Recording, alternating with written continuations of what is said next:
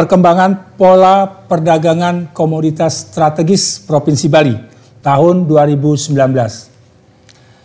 Seperti kita ketahui bersama bahwa pola perdagangan komoditas strategis ini adalah untuk mendapatkan pola distribusi perdagangan dan margin perdagangan dan pengangkutan total dari produsen sampai ke konsumen akhir. Ini adalah bagaimana pola perdagangan komoditas strategis. Kita lihat untuk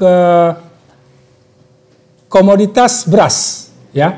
Kita lihat untuk komoditas beras, pola utama distribusi perdagangan beras 2019 ini ada 4 dari produsen, ya, 4 jalur, 4 distribusi, mulai dari produsen sampai dengan konsumen akhir.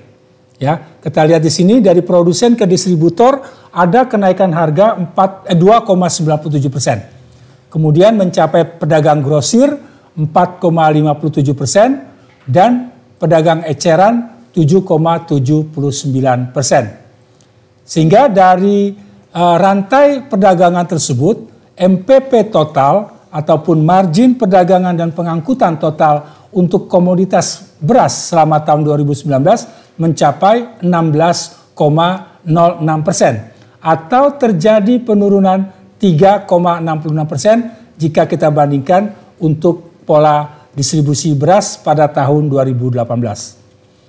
Kemudian untuk pola utama distribusi perdagangan cabai merah tahun 2019, MPP totalnya mencapai 16,53% atau terjadi penurunan 25,29% dibandingkan dengan kondisi pada tahun 2018.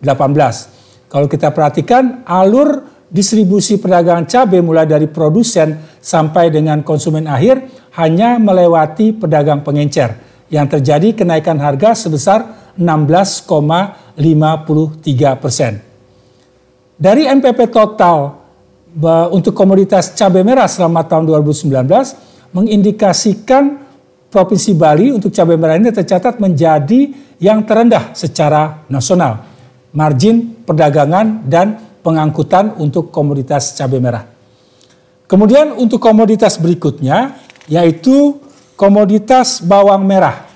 Kita lihat di sini MPP total bawang merah mencapai 25,68% atau terjadi penurunan sebesar 7,41% dibandingkan tahun 2018. Jika kita perhatikan pola utama distribusi dari bawang merah mulai dari produsen melalui pedagang pengepul, kemudian pedagang grosir, pedagang pengecer, baru ke konsumen akhir. Di mana dari setiap tahap alur tersebut terjadi kenaikan-kenaikan harga sampai dengan ke konsumen akhir. Dan yang terakhir, komoditas utama distribusi perdagangan daging ayam ras, MPP total mencapai 23,02% atau terjadi penurunan MPP sebanyak 9,31%